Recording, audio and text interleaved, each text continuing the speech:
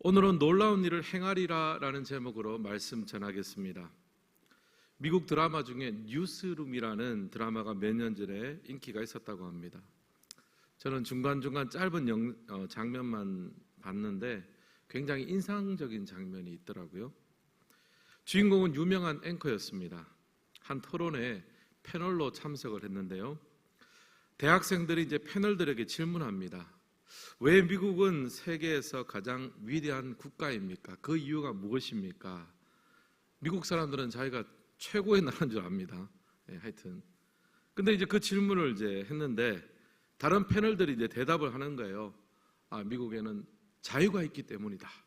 또 어떤 사람은 우리는 다양성이 있어서 좋은 것들을 다 수용할 수 있는 다양성이 있기 때문이다.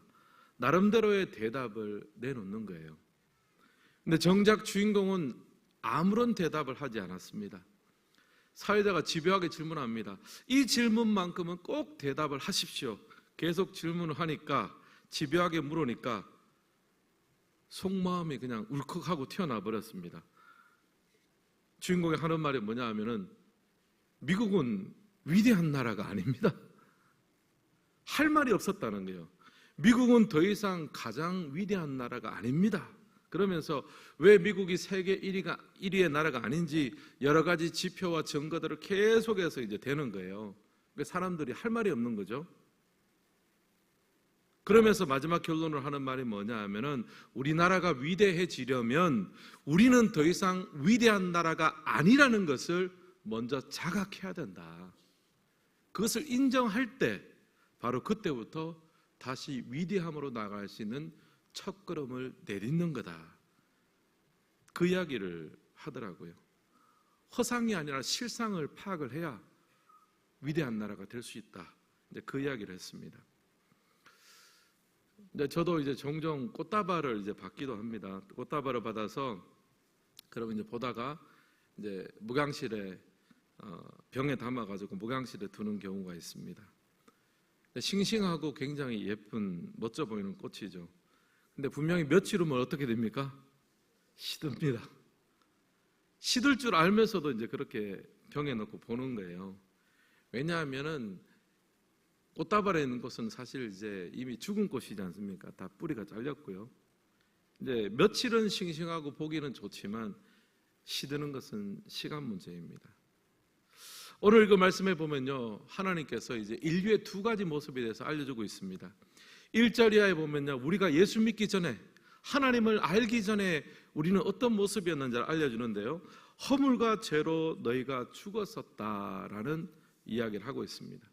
하나님을 믿지 않고 하나님의 뜻과 하나님의 그 은혜를 알지 못했을 때는요, 그로부터 이탈되었을 때 우리의 모습은 뭐냐 하면 죄와 허물로 죽은 상태라는 거예요. 마치 꽃다발 속에 있는 꽃처럼 땅과 연결되지 않고 뿌리가 없는 꽃처럼 잠시 잠깐 푸르르고 예쁘지만 하나님을 떠난 인생은 결국에는 시들어버리고 하나님의 영원한 생명으로부터 떨어지는 거죠. 영생을 누릴 수가 없습니다. 우리는 잠시 잠깐 우리에게 어떤 힘이 주어지고 지혜가 있을 때는 제가 처음에 서론에 말씀드린 것처럼 미국이 당장 보이기에는 활동력도 있고 뭐가 다 좋아 보이니까 우리가 세계에서 가장 위대한 나라다 생각할 수 있겠지만 실상을 따져보면은 아니더란 말이죠. 마찬가지입니다. 하나님을 떠난 인생은요, 좋은 것을 먹고 좋은 것을 누리고 또 돈도 벌고 많은 것을 가지고 있어가지고 지금 당장은 뭔가 생명력이 있고 좋은 인생 같지만요, 결국에는 시들어버리는 것은 시간 문제인 거죠. 예수 믿기 전에 하나님과 연결되기 전의 모습이 바로 이렇다라고 합니다. 그리고 2절에 보면요, 좀 더 세부적으로 설명을 하고 있습니다. 첫 번째가 뭐냐면 세상 풍조를 따라 살아간다라고 합니다. 이것은 세상의 어떤 가치관과 세상의 사상과 흐름을 따라서 산다는 거예요. 영적으로는 죄와 허물로 이미 죽은 상태니까 영류에서 갈 수 없는 거죠. 하나님의 뜻을 추구할 수 없는 겁니다. 그냥 세상의 풍조를 따라서 흘러 갈 수밖에 없는 그런 상태였다는 거죠. 3절에 보면요, 육체의 욕심을 따라 지내며 육체와 마음에 원하는 것을 하여. 바로 좀 전에는 세상의 풍조를 따라 우리가 그냥 흘러가는 것은 외부적인 환경이잖아요. 근데 우리 예수님을 알지 못하는 상황에 있는 우리 마음속에 무엇이 있습니까? 육체와 마음에 원하는 것을 한다는 거예요.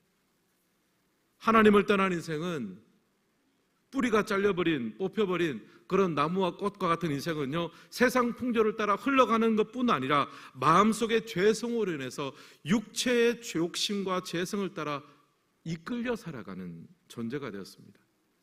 바깥쪽의 위험과 유혹도 있지만 진짜 위험과 유혹은 내 마음속에 있는 죄성인 거죠. 그래서 성경은 선언합니다. 본질상 진노의 자녀였다. 하나님이 만드신, 창조자 하나님이 만드신 자녀이긴 하지만 진노의 자녀였다는 것입니다. 이것이 원래 우리의 모습입니다. 근데 4절에 보면요, 대반전이 일어납니다. 원래 그런 모습은 진노의 자녀였는데 4절에서 어떤 일이 일어나냐면요, 우리 4절 말씀 같이 한번 읽겠습니다. 긍휼이 풍성하신 하나님이 우리를 사랑하신 그 큰 사랑을 인하여. 대반전은 어디서부터 일어납니까? 하나님으로부터 일어나는 거예요. 긍휼이 풍성하신 하나님이, 주어가 하나님입니다. 우리를 사랑하신 그 큰 사랑을 인하여. 헬라어로는 대, 영어로는 but, 대반전이 일어나는 겁니다. 하나님이 우리를 긍휼히 여기시고 그 긍휼에 풍성하신 하나님의 사랑으로 말미암아 우리 가운데 역사하고 일하셨다는 거예요. 거기서부터 본질상 진노의 자녀였던 우리가 이 하나님의 일하심으로부터 해서 하나님의 사랑의 자녀가 되고 우리의 삶이 변하고 하나님의 놀라운 새로운 일들이 오늘 우리의 삶 가운데 일어나게 될 줄을 믿습니다. 이것이 바로 하나님께서 우리 가운데 행하신 놀라운 대반전의 일입니다. 오늘은 2025년의 첫날입니다. 또 첫 월삭 수요예배를 드립니다. 여러분, 올 한 해 하나님께서 우리 가운데 행하실 놀라운 일들을 기대하는 은혜가 있기를 주님의 이름으로 축복합니다. 염려되고 힘들고 또 두려운 부분이 있으십니까? 대반전의 역사를 이루실 하나님을 바라볼 수 있기를 예수님의 이름으로 축원합니다. 오늘 이 말씀을 보면서 하나님께서 우리에게 행하실 놀라운 일들을 우리에게 좀 적용적으로 한 두 가지 정도 살펴보고자 합니다. 첫 번째, 하나님이 행하실 놀라운 일은요, 예수 그리스도와 함께 동행하며 살게 하는 은혜입니다. 1번 우리 함께 읽겠습니다. 그리스도와 함께 살게 하셨습니다. 5절과 6절 말씀 같이 한번 읽겠습니다. 허물로 죽은 우리를 그리스도와 함께 살리셨고 너희는 은혜로 구원을 받은 것이라. 또 함께 일으키사 그리스도 예수 안에서 함께 하늘에 앉히시니. 여기 보면 어떤 단어가 반복되고 있습니까? 뭐 여러 가지가 있지만 그 중에 딱 눈에 띄는 게 함께라는 단어가 여러 번 나오죠. 함께 살리셨고, 한번 다시 띄워주시죠. 함께 일으키사, 또 함께 하늘에 앉히시니. 누구와 함께입니까? 그리스도와 함께. 여러분, 하나님께서 우리에게 행하셨던 제일 놀라운 일은요, 본질상 진노의 자녀였던 우리를 그리스도와 함께 동행하는 인생으로 만들어주셨다는 사실입니다. 여러분, 우리가 신앙생활 할 때는요, 누구와 함께 살아가느냐, 누구와 함께 동행하는 제일 중요합니다. 우리가 뭐 직장생활도 마찬가지죠. 누구와 함께, 왜 뭐 어떤 영화라든지 이런 데 보면 누구 라인이냐, 누구 밑에 줄 서느냐, 이거 굉장히 중요하지 않습니까? 우리는 누구 라인입니까? 그리스도의 라인입니다. 그리스도와 함께. 그리스도와 함께 우리를 살리시고 일으키시고 앉히셨습니다. 그리고 여러분, 오늘 이 말씀을 보니까요, 그리스도와 함께 앉히셨다라는 이 말에는 숨어있는 은혜가 있습니다. 성경을 보면요, 그리스도와 함께 살리셨고 또 어떻게 합니까? 그리스도와 함께 일으키셨고, 이건 부활 사건을 말합니다. 또 하늘에 올리셔서 당신의 보좌 우편에 함께 앉히셨다라고 이야기합니다. 사랑하는 성도 여러분, 이 말씀을 우리가 그대로 받을 때요, 우리의 영적인 위치를 새롭게 설정할 수 있습니다. 여러분, 우리는 지금 어디에 있습니까? 지리적으로는 어디에 있습니까? 전북, 익산, 영등동 뭐 어디에 있는 거예요? 또 청복교회 본당에 앉아 있습니다. 근데 이것은요, 맞기도 하지만 틀리기도 합니다. 우리의 영적인 주소는 어디입니까? 그리스도와 함께 어디 있습니까 지금? 하나님의 보좌, 이렇게 돼 있잖아요. 그리스도 예수 안에서 함께, 그리스도와 함께라는 말입니다. 하늘에 앉히시니. 여러분, 우리의 영적인 위치가 어디입니까? 그리스도와 함께 하나님의 보좌 우편에 함께 앉히셨다는 거예요. 우리의 영적인 주소는요, 하나님의 보좌 우편입니다.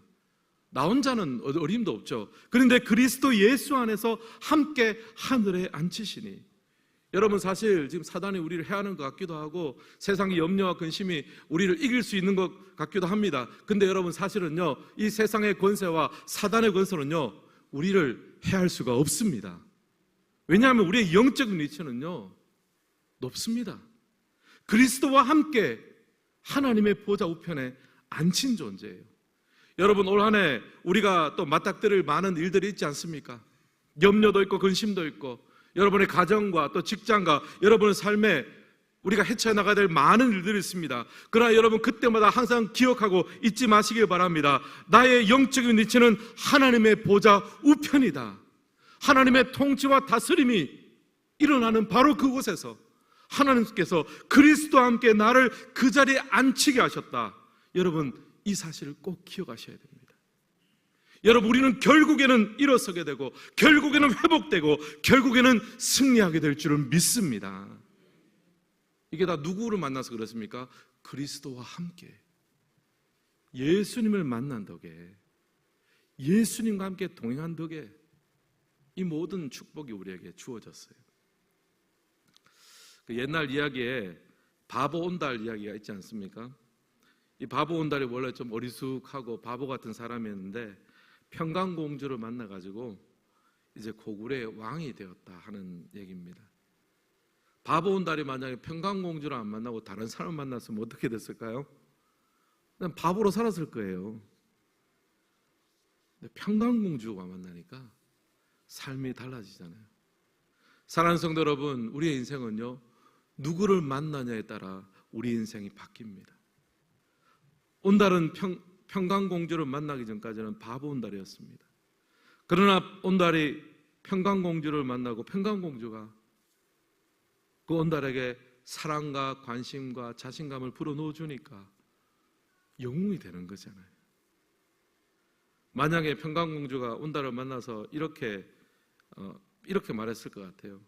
참, 당신은 성실하고 힘도 세고 또 좀 책도 읽으면 또 지혜도 쌓여서 정말 위대한 사람이 될 건데, 이런 말을 했을 거 아닙니까?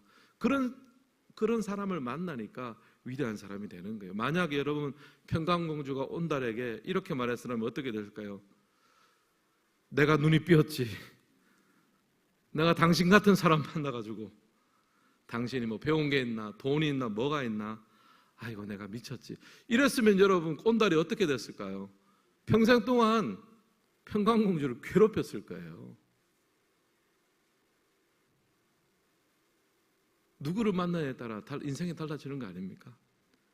여러분, 우리는 하나님의 백성은 누구로 만난 사람입니까? 예수 그리스도로 만난 사람이죠. 그리스도와 함께, 그리스도와 함께, 그리스도와 함께. 여러분, 2025년 예수 그리스도와 함께 우리가 믿음으로 끝까지 동행하는 삶을 사시기를 주님의 이름으로 축복합니다. 예수님을 만난 것이, 예수님과 동행한 것이, 그 예수님께 순종한 것이 우리의 삶의 가장 큰 축복이 될 줄은 믿습니다. 옆 사람께 이렇게 인사하겠습니다. 주님과 동행합시다. 주님과 동행하는 것이 우리 인생의 가장 큰 축복입니다, 여러분. 두 번째, 하나님께서 행하실 놀라운 일은요, 하나님께서 우리 가운데 이렇게 동행하는 이 놀라운 위대한 일에 대사, 메신저가 되게 하셨습니다. 2번 같이 한번 읽겠습니다. 위대한 일에 대사가 되게 하셨습니다. 7절 말씀도 우리 같이 한번 읽겠습니다. 이는 그리스도 예수 안에서 우리에게 자비하심으로써 그 은혜의 지극히 풍성함을 오는 여러 세대에 나타내려 하심이라. 우리가 그리스도와 함께 구원받고 이렇게 놀라운 은혜를 누린 그 다음 그 역할, 목적이 무엇이냐에 대한 말씀입니다. 그 은혜의 지극히 풍성함을 오는 여러 세대에 무엇하려 한다고요? 나타내려 한다는 거예요. 보여주는 역할, 전시하는 역할, 대사관처럼 이 땅 가운데 한 나라를 대표해서 그 나라를 대표하고 또 어떤 일을 하고 보여주는 그런 대사관과 같은 역할. NLT 성경을 보니까요 이렇게 나옵니다. Point to라고 합니다. 이게 뭐냐 하면 야 하나님의 은혜가 어떤 겁니까? 라고 물을 때 우리를 딱 지적하는 거예요. 저 사람의 삶을 보면 Point to 삶을 보면 하나님의 은혜가 얼마나 풍성한지 알게 될 거야. 바로 그런 사람이 되도록, 그런 역할을 하도록 하나님께서 우리에게 놀라운 일을 행하셨다는 거예요. 사랑하는 성도 여러분, 우리는 그냥 이 땅을 살아가는 사람이 아니라 하나님의 은혜의 풍성함을 나타내야 되는 그런 대사와 같은 삶이 되어야 될 줄을 믿습니다. 근데 어떤 사람은 이걸 좀 착각합니다. 내가 하나님 믿고 은혜 받은 것은 감사하지만 또 내가 이만한 조건이 있고 내가 또 커리어도 있고 내가 참 잘해서 내가 복도 받고 하나님 참 감사합니다. 그러면 이 사람이 대사 역할을 한 겁니까? 못한 겁니까? 자기를 높인 거잖아요. 하나님의 은혜의 풍성함을 드러내는 역할, 그게 바로 은혜 받은 자의 역할입니다. 신약성경에 보면 사마리아 성 수가성 여인을 예수님께서 만나십니다. 이 수가성 여인은 인생에 참 풀리지 않는 어려움이 많았습니다. 가정의 어려움도 있고 결혼에도 여러 차례 실패한 것 같아요. 예수님을 만나서 참된 예배가 무엇인지, 왜냐하면 목마르니까, 영적 기가람이 있으니까 참된 예배가 무엇이며 하나님을 만난다는 게 무엇인지를 알고 싶었습니다. 그래서 예수님을 만나고 나서 그게 다 해결되고 나니까 자기가 이렇게 물도로 왔던 물동이를 내버려두고 자기 마을로 뛰쳐들어간 거예요. 내가 메시아를 만났다라고 하면서 마을로 들어갔습니다. 그동안은요 마을 사람들 잘 안 만나고 정오에 물을 떠러 온 것으로 봐서는요 사람들하고 얼굴 마주치기도 싫어했습니다. 그런데 그걸 다 내팽개치고 마을 사람들한테 가서 내가 정말 메시아를 만났습니다. 내가 만난 예수님, 내가 만난 은혜, 내가 경험한 예배, 그것을 증거하는 거잖아요. 대사의 역할 아닙니까? 전하는 역할이죠. 여러분, 전도는요 전도지를 가지고 하는 것이 아닙니다. 내 삶에 찾아오신 예수님을 감격하고 또 놀라워하며 그 예수님을 고백하며 증거하는 그 사람을 통해 복음 증거가 되게 될 줄은 믿습니다. 위대한 일의 대사가 되십시오. 여러분 2025년의 실천사항을 알려드리겠습니다. 하나님 주신 은혜가 있고 또 하나님 우리가 베푸신 어떤 일들이 있으면 여러분 그것을 좀 깜짝깜짝 놀라시기를 바랍니다. 표현하고 감탄하시길 바랍니다. 옆 사람하고 이렇게 하면 인사하겠습니다. 깜짝깜짝 놀랍시다. 우리가 너무 점잖해요, 여러분. 너무너무 점잖해가지고 제가 한 2년 전인가요? 2년 전에 어떤 성도님이 이제 딱 지나가면서 주일날 말씀하시더라고요. 목사님 설교 들으면서 매주 은혜 받고 있습니다. 목사님 부임하셔서 한 주간도 은혜 안 받고 지나간 날이 없습니다. 딱 그 말씀하시는 거예요. 근데 저는 깜짝 놀랐습니다. 그분이 저한테 눈길도 안 주는 분이거든요. 저는 그분이 나한테 삐진 줄 알았어요. 나를 미워하는 줄 알았어요. 근데 그 한 수년 동안 참고 표현 안 하고 딱 그렇게, 그것도 굉장히 말씀 딱 지나가면서 들릴락 말락한 목소리로 여러분 감탄하고 표현하자고요.